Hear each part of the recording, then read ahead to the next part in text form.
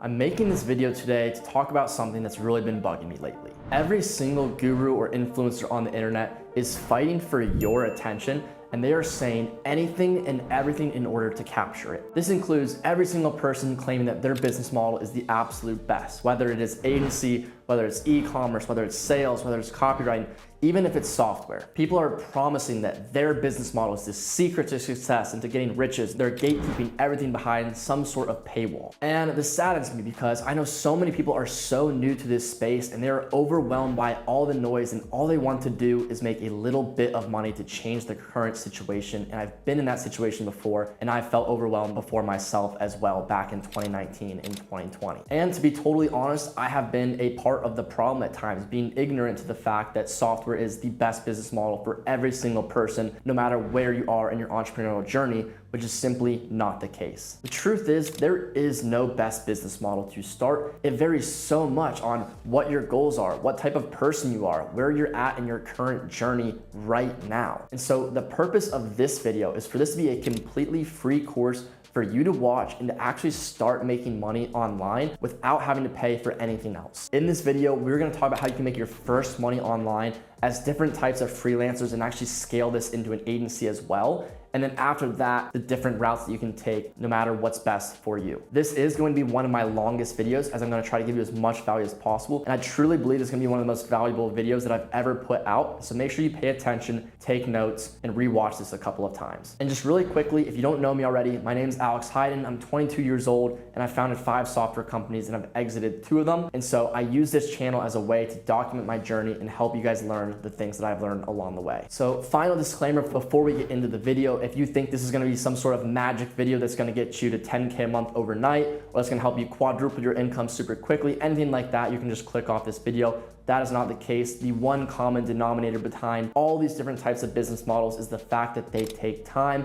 I'm going on year 5, and every single other friend that I have that is wildly successful is at least on year 4 or 5 in their business journey. So make sure that you're looking at this with at least a 5-year time horizon, or else you really shouldn't even start. But let's get into the video. So this is for people that I am calling a level 1 entrepreneur, and that means that you haven't really made any money yet, and because of this, you do not have any leverage. And I like to say there are 4 forms of leverage, and you might have heard me talk about this before. You have your skills, you have capital, you have your audience, and your network. And assuming you're at level 1, you haven't really made any money yet, you have none of these things at this moment. You don't have any incredible skills that you're really, really good at, and I mean like top 1% at. You don't have a lot of capital that you can use to make more money, whether it's investing in content, investing into hiring people, etc. You don't have a big audience like I do, and you don't have a really good network of people that can drastically shorten your time horizon of seeing success. So your goals as a level 1 entrepreneur should be to get really good at an in-demand and an evergreen skill. And so in demand means people are really looking to buy this right now. It's gonna make it way easier for you to actually go out and get clients later on, is to pick one that's in demand. And then also evergreen. So I don't want you to just ride a trend and to have to constantly learn new skills. I want something that's going to be around for a long time to come, and that it's not going to go out of style. We want to be a level 1 entrepreneur for about 6 months. So here's kind of what our goals look like. We want to learn an in-demand skill that's evergreen, like I just said. And in about 6 to maybe 12 months, we want to basically stack $20,000 in the bank, because this gives us the freedom and the leverage to go after more leverage plays, to scale into an agency business model, to get into software, to hire people, to invest in more content.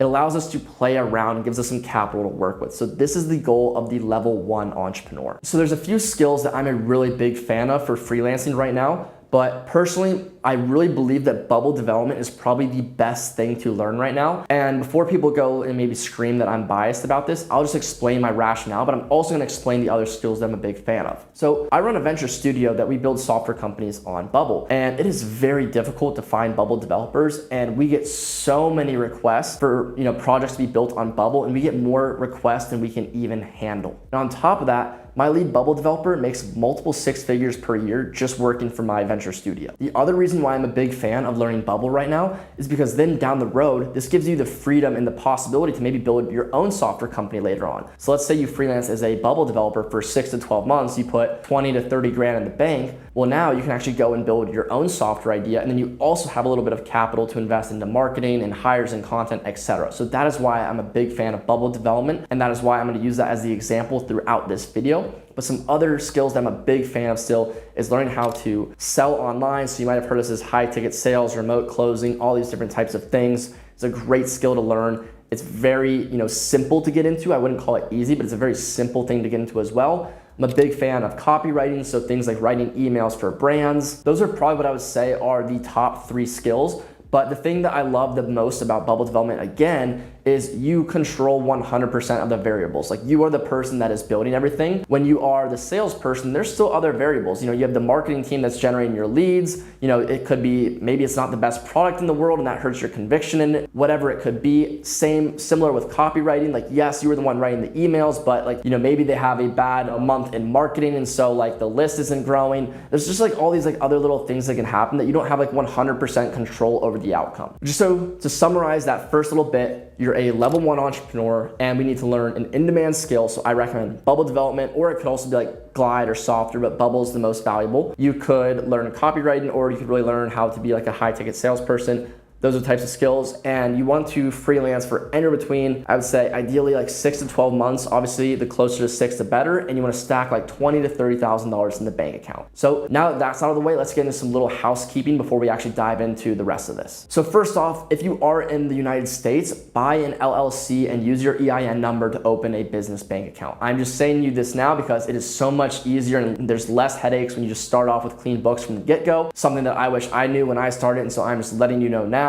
Buy your LLC, get your EIN number, and open a business bank account. It's only gonna cost you $200. So just do that from the start. It's gonna save you headaches later, I promise. So now we need to actually start learning our skill that we want to learn. So where do we go to learn skills? Well, where are you watching this video right now? On YouTube, right? YouTube is an amazing resource to learn skills. There's so much information on YouTube. Go down the rabbit hole, watch a bunch of videos, and our goal should be to spend 4 to 6 weeks of really, learning this skill and being deep inside the trenches learning it before we actually go out and try to sell it to any type of person. I've also found from my past experience that very specific online courses or boot camps around one specific skill have been very good for me and helped me learn skills. So to give you an example, I don't mean the generic here's how to make money online types of courses and then say drop shipping or Amazon or whatever, but I mean the very hyper specific courses that are here's how to write a cold email, here's how to build on Bubble, here's how to, write copy for a fashion brand, the very specific ones that are teaching you one skill, and they're not trying to teach you a million moving parts as a means to make money. They're not even talking about making money. They're literally just talking about learning the skill. I have found those courses are always the best ones that I have ever bought. So again, we're gonna allot about 6 weeks to learn how to build on Bubble. Bubble is the most difficult no-code platform to learn to build on, as it's the most robust and you can build the most complex solutions with it. But again, regardless, it doesn't matter what skill you're doing, you should probably spend 4 to 6 weeks learning it before you even go out and try to sell it. So for this part, you can either use YouTube to learn, or you can look for some sort of affordable boot camp or specific course. And depending on what time you are watching this YouTube video, we have a Bubble boot camp that is led by my lead developer who makes multiple 6 figures per year, working for my venture studio agency. And he is holding 3 one-hour live sessions per week, teaching people how to build on Bubble for the course of 6 weeks. And afterwards, that is the only place where my agency is hiring Bubble developers from. So if that's something that you're interested in, I'll put the link somewhere in the description for you to check out. But anyways, once you're proficient in your skill, we can talk about the next steps, which is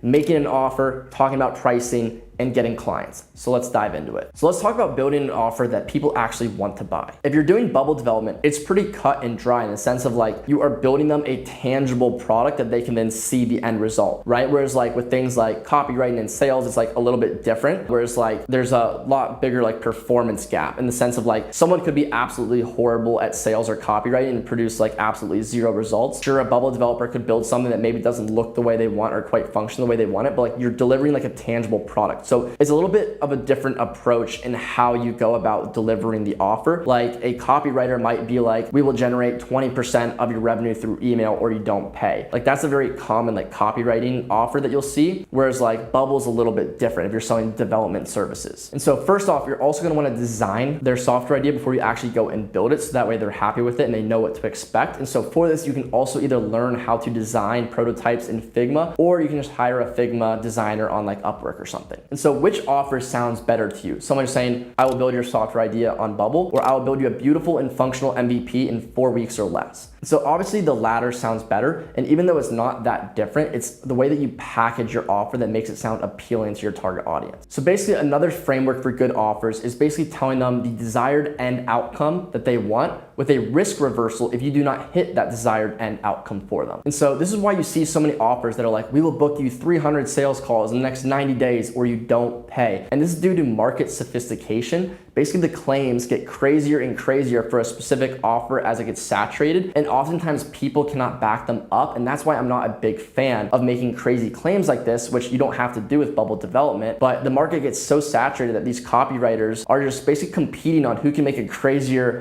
claim, but oftentimes they can never actually back it up. So again, this is why I'm a fan of Bubble development. It's way less saturated than these other offers right now and these other, freelance skills that you can sell as a service right now. And it's just very cut and dry. If you were delivering a product and then sure, like say you deliver it and they want some changes, maybe they want some changes made to the design or they want a feature tweak, like you can just do that as a part of the delivery. But it's just much more cut and dry than just saying, oh, like I'll be your sales rep. There's a lot more factors then that you do not control. So let's talk about how to price your offer. What I've found is you were able to charge in proportion to the amount of experience you have and the amount of results you've gotten for your clients. This is why you'll see the best copywriters in the game are able to charge $10,000 a month plus a rev share, while beginners are barely able to charge $1,000 a month. The expert copywriter has way more experience and way more proof of results than the guy that just started, and so it makes sense that he's able to charge much more because the person he is selling to is confident in that he can produce more money than they're paying him. Whereas if you were a beginner, they are not confident that you can produce more money than they are paying you. And so it's going to be similar for Bubble development as well. If you can only show them one project that you've built before, they're not going to be super confident that you can deliver exactly the type of product that they want. Whereas if I can show them 15 products that we've built in the last 3 months, they're gonna be super confident in the fact that we can provide the solution that they're looking for. So talking about Bubble development specifically, there's really 3 different ways that you can price it. You could do project-based, where you could basically just scope out a project, you do a discovery call with them, figure out what they wanna build, and then based on the scope of that project and how much work it's gonna be for you, you kind of just give them a number of, hey, here's how much I would charge you for this, and you like itemize it like per feature. The other way that you could do it is you could do hourly. You could say, hey, my rate is $75 an hour, and I estimate this is going to take X amount of hours. I'm not personally a fan of this way. Or you could do, this is becoming a little bit more popular in some other spaces, is basically a flat monthly retainer for like unlimited development work, and however long it takes.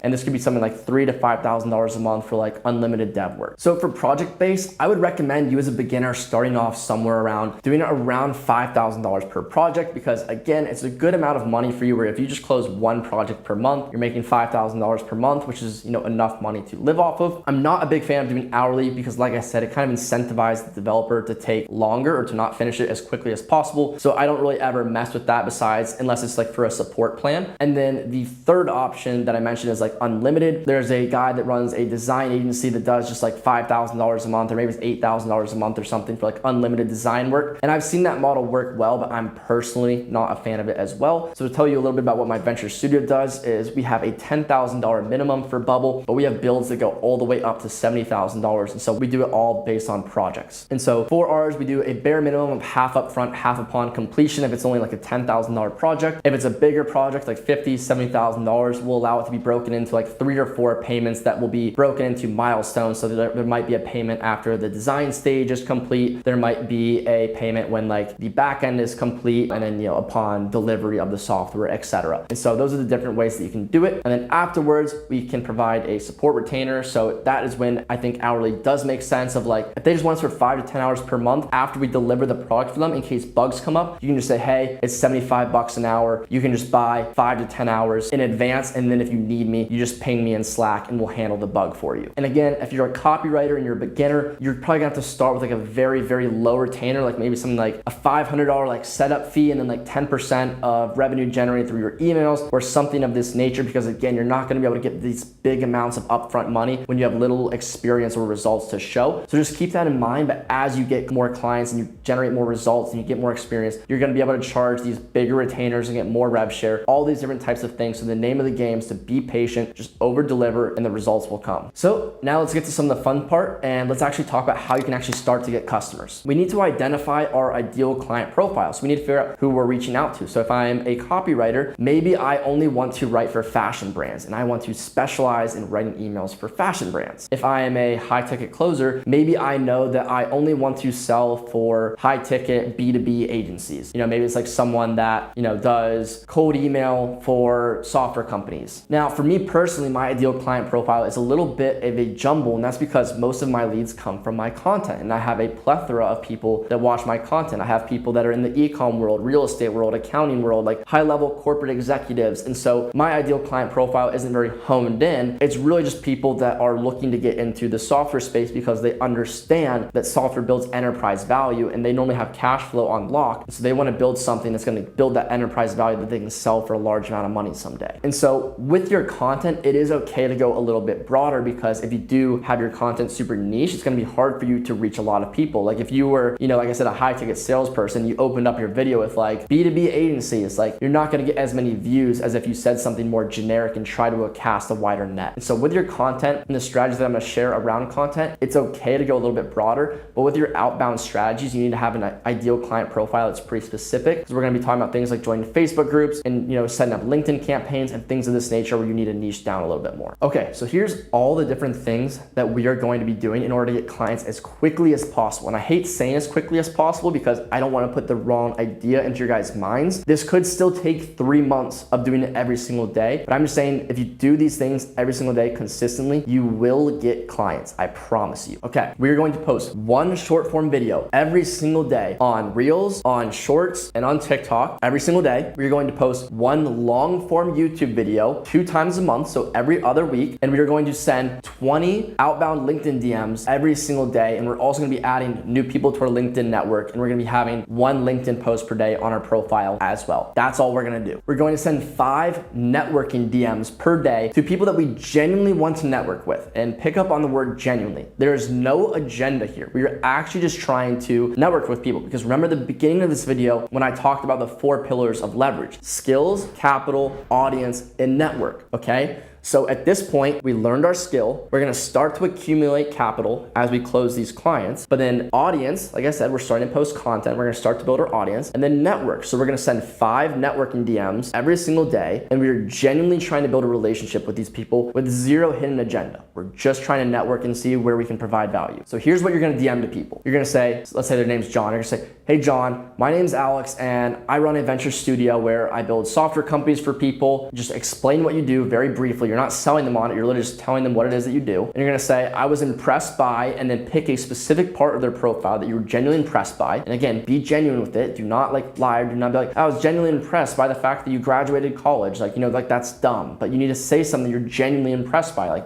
people would normally have some sort of accomplishments in their bio. And so like pick out something that's actually genuinely impressive to you, or go through their feed and find something that's, you could also say interesting. I found this very interesting about your profile. There's some sort of genuine compliment, and then say, who's your ideal client profile? If I can ever send you any business, I would be happy to. And that's about it. You're just sending them that message. You're showing that you're willing to provide value to them, and you're not expecting anything in return. And I promise you, if you send 5 of these a day over a long enough time horizon, someday these are gonna come back and pay tenfold for you. But again, you shouldn't be doing this for that reason. You should just be genuinely trying to network with people and not care about that. Okay, so now let me give you the short rundown on short form content and how to grow a following like I have. So I went from 0 to 100,000 followers in 95 days, and I've kind of cracked a short form formula. And so I'm going to tell you how you can go viral, how you can build a personal brand, and then how you can actually turn your viewers into followers into customers. So every single social media profile is a funnel. So if you guys aren't aren't familiar with the term funnel, what does a funnel look like, right? At the top, it's the most broad, and it goes down like this. And at the bottom, you basically have customers. And so we are trying to nurture them from a cold viewer, someone that's never seen us before, all the way into the fact where they become a buyer of ours. And so they go through this funnel. And so when someone's never seen me before, I need to make them aware of me. And so for them to become aware of me, I need a video to go viral. And so how do you orchestrate a viral video? I've basically funneled it down to this framework. If you want to go viral, you have to say something that every single person that you're trying to appeal to would recognize. And so you could either name drop a person or a thing that everyone is basically familiar with. So for example, like when I name drop Iman, like everyone knows who Iman is right now. But then on the flip side, I've also name dropped like movies. Like I talked about The Social Network, and that video did really well because a lot of people had watched The Social Network. You know, I'll name drop people like Mark Zuckerberg. Everyone knows who Mark Zuckerberg is. And so if you want to capture the attention, you have to cast a wide net and say something that everyone knows of and will be interested by. So after that, I like to say something slightly controversial, but not like in an ignorant way. Like I'm not trying to like, you know, annoy people or tick people off. But like when I said Iman shut down his agency to go all in on SaaS, that was controversial because people were like, no, he shut down his agency for this reason, or no, it was this reason. So people went to the comments to fight about it, all boosting the algorithm and making the video go more viral. And the big other key here, and the reason that there's people that get way more views than me but have way less followers, is because in order to convert viewers into followers, you need to convert a belief they previously had to align with the beliefs that you have. And so for example, that video, everyone went into that video believing that either like agency or e-com was the best business model. And so I showed them the benefits of software, and I showed them the people that they're looking up to are actually focusing on software and not what they're preaching. And so that is the big thing, that you need to switch their beliefs if you want to convert them into an actual follower. So your viral videos are your top of funnel videos. That's where you're trying to get people to learn who you are. And then your middle of funnel videos are where you actually get to demonstrate your authority and that your expertise. And so that is when I make the videos that is like, here's how to price your software, or here's how to get software ideas. And now people are like, okay, you convinced me to start a software company. Now you're showing me how to. And then the bottom of funnel is like a call to action. Like that's when I put up a story post of like, here's how to build a software company off of my company, finetuner.com. Or if you want my team to build it for you, here's the link to, you know, watch a video about what it looks like to work with my venture studio. These are your call to actions. That could be a story post. It could be a static post that just is, you know, explicitly telling them to visit the link in your bio. It could be any of these things. Some other video archetypes that always do well is any sort of tutorials. If you say, here's how you can do X in 3 simple steps, those types of videos always tend to perform pretty well. So if I were a copywriter and I was making a video, I would basically find a brand that everyone has heard of before. So like, for example, Fashion Nova. And I would say, if I was Fashion Nova's email marketer, here's an email that I would write for them to generate them an extra X amount. And then I would basically showcase the email. And then at the end of the video, I would say, follow me for more copywriting tips or something like that. And then eventually the people that are interested in copywriting or, you know, getting emails written for their brands, they're going to find you. If I was a Bubble developer making content, I would showcase a lot of Bubble tips, because there's a lot of people right now that are searching that want to learn how to build on Bubble. So I would actually do a lot of like tutorials of like how to build things on Bubble. And those might not go crazy viral, but the right people are going to see it and they're probably going to hire you to build stuff for them then. So that's your short form content. So the goal of your short form content is honestly to get a lot of views. And honestly, views and followers are like, views are probably more important than followers, just because there's so many people that I can tell you that I like their content, but I still don't follow them. So views are probably more important than followers. And obviously you can't go super in depth on your short form. And so that's why you want to take your short form profiles and funnel them to your long form, which is YouTube. Like this is, YouTube is very search based, it's very intent based, and it allows you to really flex your expertise to your audience and really build a strong following, because if someone watches your long form content and they really like you as a creator. And so it's okay if you post on short form absolutely unedited. Like you don't need to hire an editor from the get-go. I wouldn't even recommend it. On YouTube, the editing itself is not exactly super important, but it helps to have a team that understands the algorithm, that understands how to make the titles, that understands how to do the tags. But what I would say that is, again, if you can just watch a YouTube video on like how to use vidIQ to understand the basics of YouTube SEO, you're probably fine. You still don't need to hire an editor or a team. And so that's why we're starting off with only 1 video every 2 weeks, is because again, we'll ramp this up over time. Once we're making more money, we can actually go and hire a team to help us increase our output on content creation, which, just to give you guys an idea, I spend over 6 figures per year just on putting out content. So if I were a Bubble developer trying to get clients through YouTube, I would be making things like how to build a CRM on Bubble. Bubble. You know, it's very specific things, and then making tutorials as quickly as you can. Here's how to protect your customers' data on Bubble. Like little tutorials like this. And then I would also make videos that, cause like these always do well, is like comparing them, like Bubble versus flutterflow, which one is better? Like stuff like that. Those types of videos always are gonna do well. Look at vidIQ to figure out what you should make the titles for the SEO purposes, which is search engine optimization. And eventually YouTube's a very, very slow burn. It's gonna take you way longer to see results than it will on short form. But again, do it over the course of a year. To keep in mind, I'm only 1 year into YouTube. So like if you stick at it for 1 year, you will be amazed at what you can do. Okay, so now at this point, we're posting on short form. We're posting one YouTube video every other week. We're sending our,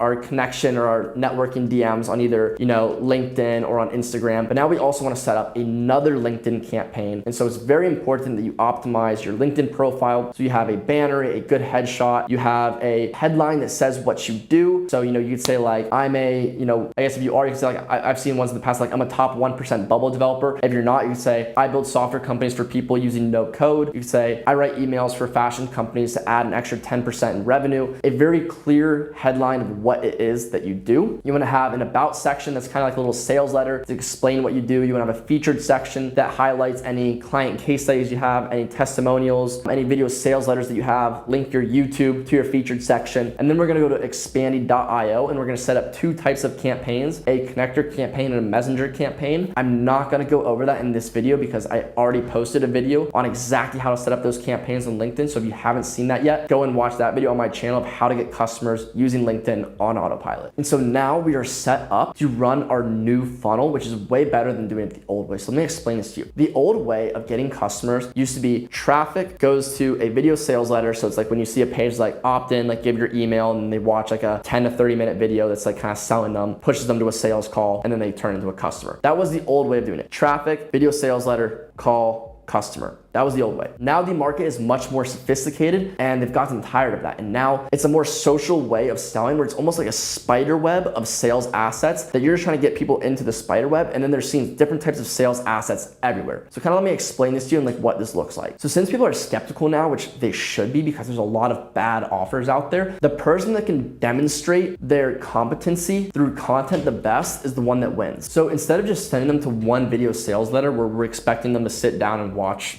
10 to 30 minutes of content and book a call and be sold, now we're having them see us everywhere. So once they give us their email or something, we're making free lead magnets. So we're making cheat sheets. We're making quizzes that like show them the best, business for them to start. We are sending them videos. We are sending them newsletters. They're basically just in this spider web of sales assets. We're sending them case studies. We're showing them, testimonials, and you're dispersing all these different things across all of your different platforms. So like your LinkedIn might have like a case study linked to it, and then they opt into it. They look at your case study, and that sends them to like your newsletter, and then you send them daily free emails about how to do whatever it is that's advantageous for you to tell them. And then at the end of one of the emails, you soft call to action them to book a call, and then like that's how you get them. By the time they book a call, they've seen so much of your content, they've received so much value from you that on the actual sales call, there's zero selling. If you listen to any of my sales calls, there's absolutely zero selling involved. It is all about logistics. Someone gets on the sales call, they tell me about the software it is that they want to start, and it's just logistical of me understanding what they want to build and then talking with my developer for how much will this cost and how long will it take. There's zero selling in it. I'm not trying to get them to like emotionally close or anything like that. I'm not using any tactics, none of that. And yet still, I have a super high close rate. And there's also another really important piece to this that we're going to talk about in the next part when we talk about sales, is the fact that I don't care about the outcome because my calendar is always booked. And so again, the goal is to get as many people in this like spider web ecosystem, all these sales assets as possible. So let me just kind of give you an example of how it looks for like my personal business. Is I put out a reel, I gain new followers. In my bio, I have my newsletter where I send daily free emails across a variety of different topics. I'll talk a little bit about mindset sometimes I'll talk about how to get software ideas. Sometimes I'll talk about how to price your software, like very just valuable nuggets from things that I'm learning in my day-to-day life running my different companies. Then I send to my newsletter when I put out a new YouTube video, I'm like, hey, go watch this new YouTube video that I put out. I think you'll find it really valuable since you enjoy my newsletters. So now it's like someone watches my my Instagram reels, they join my newsletter, they read my emails every single day, and then I send them my YouTube video and they watch my new YouTube videos every single week. Do you see how much content they're consuming from me at this point? And then in my YouTube description, and at the end of these videos, I'm like, hey, if you're interested in working with me and my team building your software and me consulting you along the way, I'll put the link in the description for you to watch a video that explains how it works. And if that still sounds good to you, you can book a call. And so by this point, someone gets on the call, they have watched hours of my content. They've gone back and watched a bunch of my reels. They've read all of my newsletters. They've watched like 5+ of my YouTube videos. Like they have spent hours consuming my content. So when I get on the call with them, there's not a question in their mind if they want to work with me or not. They want to work with me. It's just getting over the logistics. And that's all we talk about on the sales call. So this is the new way of social selling and not having to do these, Grant Cardone tactics over the phone with these sales calls. And so if you do these things that I just talked about of posting 1 time a day on short form, once every other week on YouTube, sending your networking DMs, and then setting up your LinkedIn campaigns, I guarantee you do this every single day for 3 months straight, and I guarantee you are going to be booking sales calls. And so now let's actually talk about the sales process and how we can close these sales calls into clients. So this is probably going to be some of the most unconventional sales training that you're ever going to watch. But before we actually get into that, again, a little housekeeping part. So yes, you should set up a CRM, which stands for Customer Relationship Management. This is how you keep track of all the different people or leads that you are talking to. And so I like to use close.io. You're going to integrate it with Calendly, so people book calls with you through Calendly. You have a Zapier automation, they get zapped into close. And basically you can set up your pipelines of like booked a call, closed, or not a good fit, qualified but didn't close, yada, yada, yada, just so you can keep track of the different people that you're talking to. And the other very important thing for you to have set up is have your pre-call email and text message flows. So basically before someone gets on a call with you, you want to send them 2 or 3 emails reminding them that they have a call with you, and also sending them some free value beforehand, any sorts of testimonials or case studies that you have. And same on the text message side. You just want to send them text reminders like, hey, the call's coming up, don't forget, mark it in your calendar, etc., etc. This is going to make sure that your show rate stays high. And the other thing that we might talk about in another video, but what at scale, when you're booking a lot of sales calls, you're going to have a setter that is calling every single opt-in within the first 5 minutes and confirming that call with them. And you're going to book way more calls just by doing this one thing. But again, that's a little advanced, that's a little out in the future. So maybe I'll talk about that more in depth in another video. So there's really 2 things that we need to sell them on, right? And that is that the thing that we are selling works. Like it's just a thing that works. So like if you're doing, email marketing, like you're saying, hey, this is something that you need and that works. And then the second thing is that like I am the person to do the job for you. Like those are the 2 sales you need to make. And most of the time, obviously if someone's like an e-commerce brand owner, they know email marketing works. You don't need to educate them on that. And so it's really just, are you the person to do it or not? And that goes back to the last step where it's so important to put out content and to demonstrate that you are the person for the job. So that way they don't even question on the sales call and they're already sold on that aspect of it. And it's just the logistical issues of like, hey, how many emails are you going to send? How much are you going to charge me? What's our relationship going to look like, etc., etc. And so we're really going to be treating this like a discovery call. We're going to be getting a lot of information about them and trying to figure out what they actually need from us. So if it's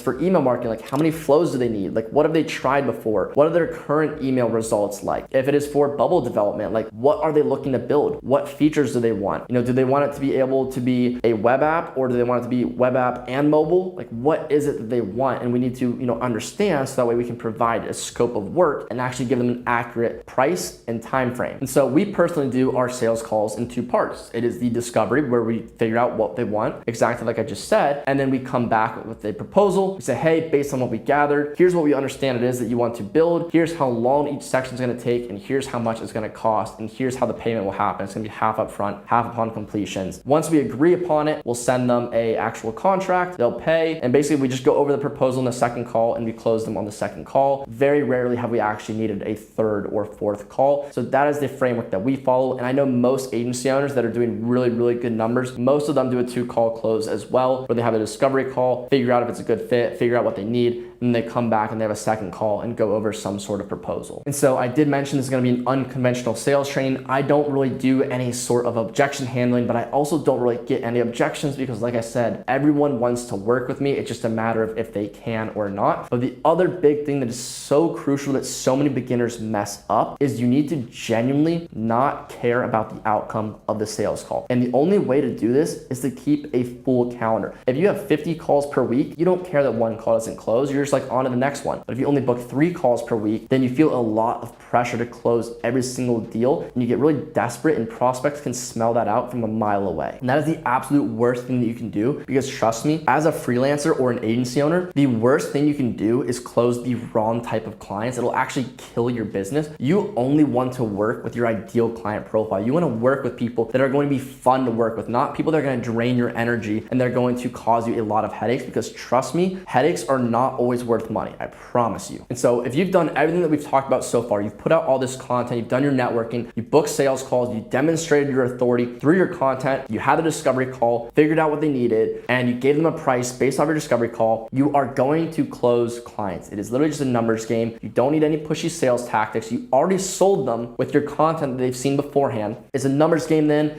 You're gonna close at least 20% of the people that are qualified to work with you. So again, you can do the numbers. Every 5 qualified sales calls that you get, you're gonna close at least 1 client. So you are going to start to get clients now. You're gonna start making some money. So now we need to talk about how to keep them happy and how to properly handle client relationships. So managing client relationships. Not many people know this, but churn is actually the most important part of basically any business. So churn is when people basically cancel their subscription with your company. So if you are an agency owner, it is much easier to keep 5 clients than to basically lose all your clients every single month and have to always constantly be selling and getting more clients. It is much more advantageous to keep your clients than to constantly be getting new clients. And a lot of people do it the complete other way. So how do you keep your clients? Over communicate. So many people have such poor communication with their clients, and they only talk to their clients like once a week. You need to over communicate with your client and never try to hide anything bad going on from your clients. Instead, be totally upfront and honest about it and tell them that there's this bad thing that happened or is happening, but then tell them how you're going to find the solution to the problem and how you're going to solve it and put their mind to ease. So over communicate and protect your reputation at all costs. It is never worth burning your reputation ever. And so many people are doing this by not properly handling and maintaining their relationships with their clients and choosing quick money over their reputation, which is going to severely screw them over in the long run. So over communicate with your clients, tell them what's going on every single day, keep them in the loop, don't hide bad things from them, just tell them it's happening, solve the problem, and make sure you protect your reputation. And with that being said, next I want to talk about keeping your head level as an entrepreneur, especially someone that's still new to this game. My friends and I like to talk about this as like the it's so over, like when periods are going on where you just feel like everything's going wrong, nothing can go your way, you're like, it is so over, like this is horrible, this sucks, like my clients are leaving. And with that being said, next I want to talk about everything just seems to going absolutely not your way, and then all of a sudden it's like, oh, we're so back, like you close a few more clients, like you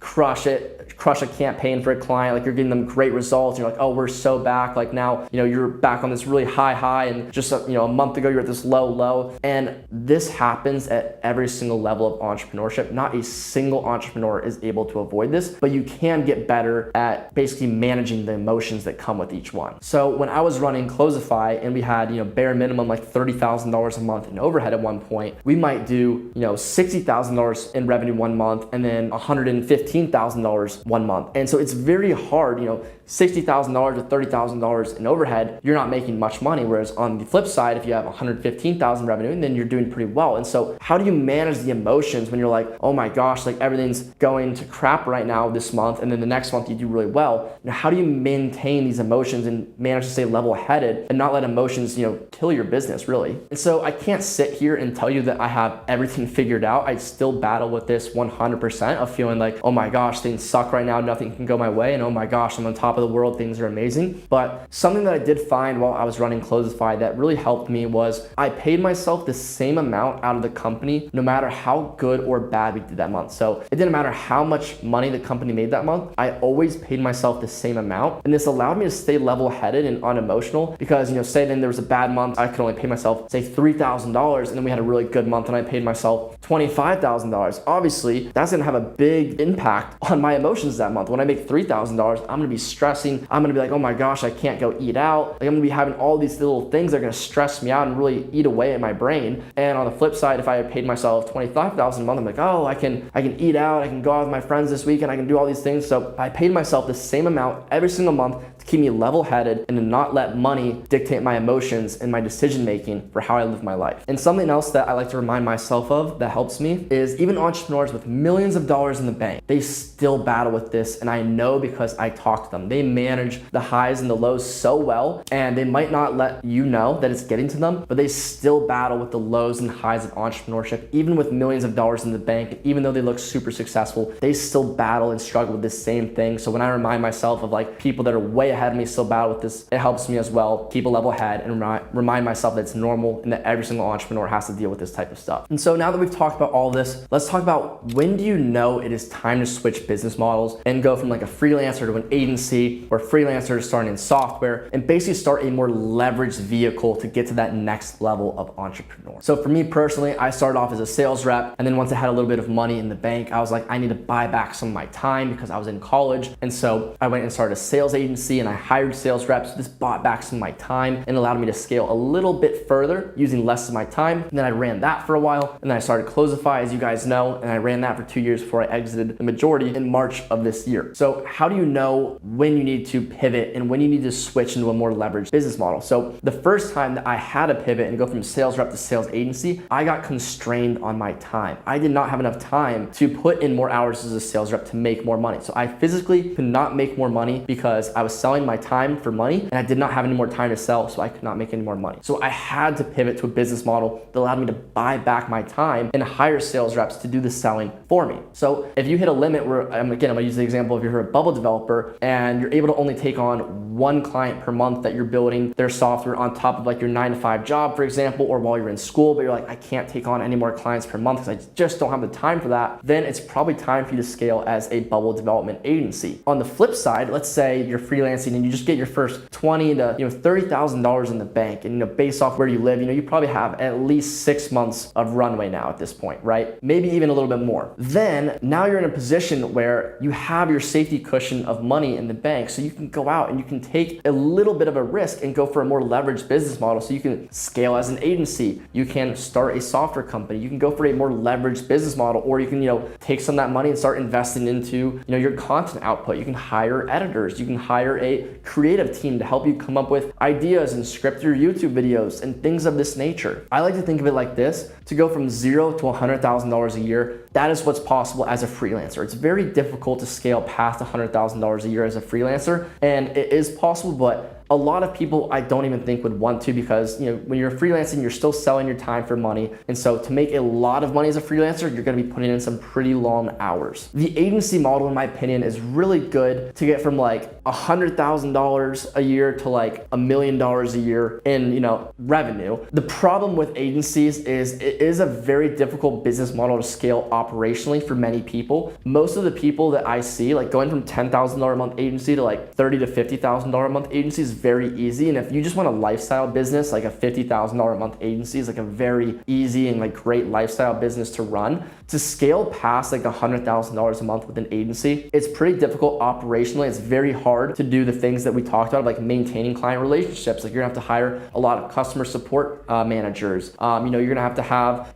probably you're gonna have to manage an outbound team. You're gonna have to have a sales team, between setters and closers, and you have to have your sales system built out. So there's a lot more moving parts that go into that. But it's a great business model still. I do agree with it. And then if you really just want to like have an enterprise value play, like you want to build something that, yes, it's still going to cash flow, but you're like, hey, and this is where I was when I started Closify in 2021. I was like, I don't care about having Lambos and crazy watches and crazy vacations and all these different things. Like I don't need like a crazy lifestyle business. I want a business that's going to pay my bills, that I'm comfortable. I don't worry about going to the grocery store of what I'm buying. And in the meantime, I'm building equity value where every dollar of profit that I make can be sold for 4 to 5 times that amount. And that is what I did. That is what I'm continuing to do through our venture studio and our own internal software projects. And so that is why I am personally the most bullish on software. Is I'm a big fan of building enterprise value. I still believe the best way to get wealthy is via liquidation events, via selling companies, and software companies have some of the highest exit multiples of any company that you can sell. These are my personal opinions. This is what I'm doing. This is what a lot of the